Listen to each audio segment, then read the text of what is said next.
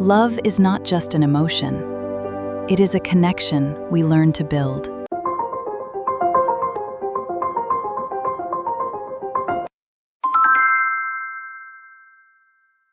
Have you ever needed to save a complex selection for later?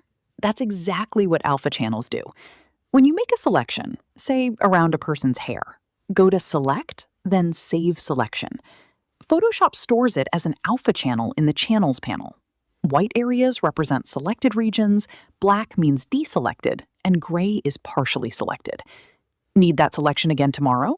Open Channels, Control-click the alpha channel's thumbnail, and your marching ants return instantly. You can also paint directly on an alpha channel with black or white brushes to refine edges manually. Think of alpha channels as selection memory. Photoshop remembers, so you don't have to start from scratch.